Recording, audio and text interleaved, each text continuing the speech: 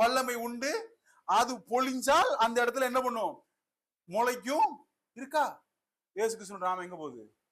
எல்லா நாமங்களுக்கும் மேல, சூரியனுக்கும் மேல. அதனால தான் படைப்புகளை ஒன்றும் நாம் என்ன பண்றது இல்ல, கும்பிடுறது இல்ல. ஏன்? படைப்புகள் எல்லாவற்றிற்கும் மேலாய் உயர்த்தப்பட்ட நாமம், அந்த நாமம் அமர்ந்திருக்கிற இயேசு கிறிஸ்து அமர்ந்திருக்கிற இடத்துல அவரோடு கூட யாரும் உட்கார்ந்திருக்கா? இங்க வந்திருக்கிற எல்லாரும் உட்கார்ந்திருக்கீங்க. சில நேரங்கள்ல நீங்க பல்லு தேய்க்காமல் வந்திருந்தாலும் உட்கார்ந்திருக்க இடம் என்னதுதான்? புரியுதா? அதற்காக பல்லு தேய்க்காமலே இருந்து விட முடியாது நாம், இல்ல. இந்த இவரை துதித்து மகிழ மகிழ மகிழ மகிழ நாம் கிறிஸ்துவிலே எப்படிப்பட்ட நீதியை உடையவர்களா இருக்கிறோம் என்று புரிய புரிய ஆட்டோமேட்டிக்கா பிசிக்கல்ல வாழ்றதுக்கு தேவையான பிஹேவியர் இஷ்யூஸ்க்கு தேவையான பலனும் நமக்கு என்ன உண்டாகுது? வந்து சேர்கிறது. பலவீனமாய் ரொம்ப நேரம் தூங்கி எழுந்து டயர்டா இருக்கிறவங்க தான் யார் நீதிமான் என்று புரிய புரிய புரிய புரிய பலன் வந்து காலைல 5 மணிக்கு எழுந்து என்ன பண்றான்? பைபிள் வாசிச்சுட்டு ஜெபம் இருக்கான். என்ன பிரதர், ஏன் என்ன புரிஞ்சிருச்சு?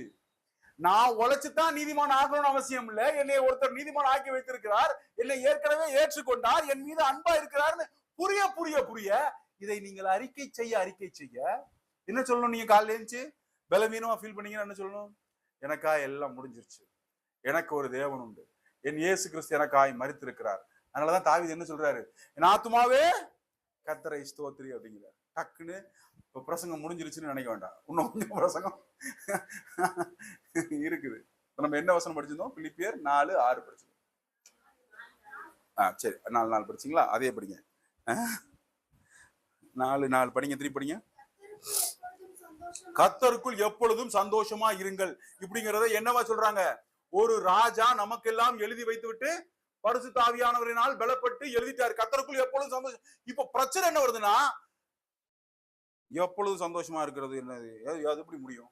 இல்ல, இவ்வளவு நேரம் என்ன படிச்சோம்? உம்முடைய நியாயங்கள் உன்னதமானவைகள். அப்போ இந்த வசனத்தை நாம எப்படி பார்க்கணும்?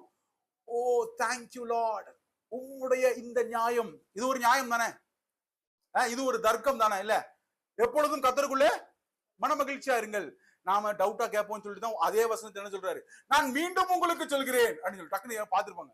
இது என்ன எப்பொழுதும் எப்படி மன மகிழ்ச்சியா இருக்கும்? கொஞ்ச நாள் துக்கமா இருக்கும். மனுஷம்னா காலையில அழுவான், சாயந்தரம் சிரிப்போம். அதனாலதான் அதான மனுஷன் ஏறி நாங்கெல்லாம் சீரியல் பார்த்தோம்னா அழுவோம், அப்புறம் தூக்கி போட்டு மிதிப்போம், கோவப்படுவோம், அப்புறம் எல்லாரும் சேர்ந்து சமாதானமாவும். வாழ்க்கை ஒரே சுழற்சியா தான் இருக்கும். நீங்க என்ன சொல்றீங்க? எப்பொழுதும் மன மகிழ்ச்சியா இருந்தா அது ரோபோட் மாதிரி ஆயிராதா? இயந்திரம் மாதிரி ஆயிராதா? என்ன எப்போதுமே மன மகிழ்ச்சியா எப்படி இருக்கிறது? அது மனுஷனுக்கு ஏதுவானது இல்லையே. ஏன்னா நாங்க பழகின மனுஷங்க அப்படி கிடையாது. காலையில எங்க பாட்டி எங்களை கொட்டும், அப்புறம் கொஞ்சம் பிஸ்கட் கொடுக்கும், அப்புறம் ஓரமா உட்காந்தாலும், அப்புறம் திருப்பி மூக்குல குத்தும், அப்புறம் திருப்பி வந்து நல்லா பேசும். இப்படி இதானே மனுஷன். இதைத்தானே எல்லா படமும் காட்டுது, எல்லா சீரியலும் காட்டுது. நீங்க என்ன எப்பொழுதும் மன மகிழ்ச்சியா இருங்கிறீங்க? இதுக்கு சம்பந்தம் இல்லையா? இங்கு பேசப்பட்டால், இங்கு எழுதப்பட்டு விட்டால் இதற்கான பலனும் ஞானமும் அறிவும் கொடுக்கப்பட்டு ஆய்விட்டது என்று அர்த்தம் இல்லையா? ஏன் நான் எந்த லாஜிக்ல பாக்குறோம்? இப்போ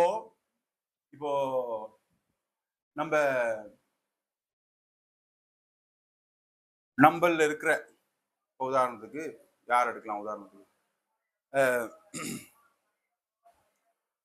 நான் மனிதனா இருக்கிற நான் ஒருத்தரை கடைக்கு அனுப்புறேன். இந்த தம்பிய கடைக்கு அனுப்புறேன். தம்பி போய் ஒரு பால் பாக்கெட் வாங்கிட்டு வாப்பா அப்படிங்கிற. எல்லாரும் நீங்க கடைக்கு அனுப்புவீங்கல்ல பிள்ளைகளை? பால் பாக்கெட் வாங்கிட்டு வான்னு அனுப்புற நான், அதற்கு தேவை அவனுக்கு ஒரு 30 ரூபா கையில கொடுக்கணும்னு எனக்கு தெரியும் இல்லையா? நீங்கள் அப்படித்தானே பண்றீங்க. உங்க பிள்ளைகளை அனுப்பும் பொழுது நீங்கள் என்ன, பிள்ளைகளை பால் பாக்கெட் வா போ அனுப்பிட்டு காசு கொடுக்காமல் இருந்ததுண்டா? அதற்கான தீர்வை சொல்லாமல் இருந்ததுண்டா? இல்லையே. பிள்ளை அதை குறிச்சு கவலைப்படணுங்கிற அவசியமே பிள்ளைக்கு என்ன இல்ல இல்ல.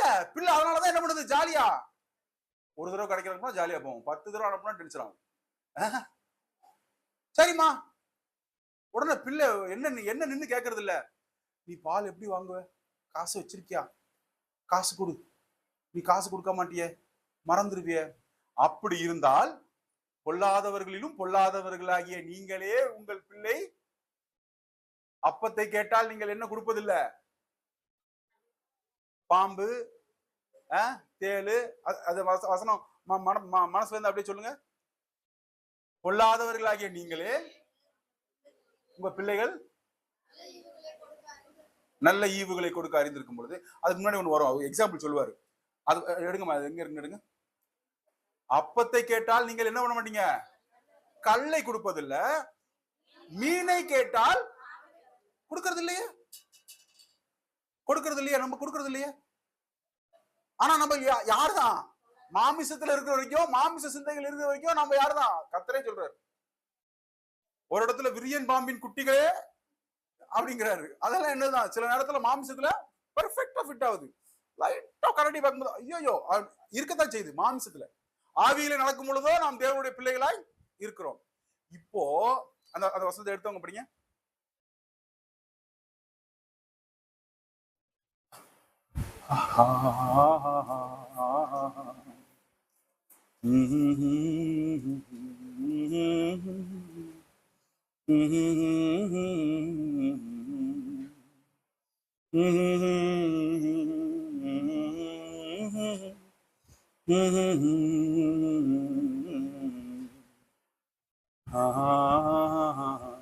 எடுத்தீங்களா? மத்தேயுல மத்தேயு 7:9 வாசிங்க.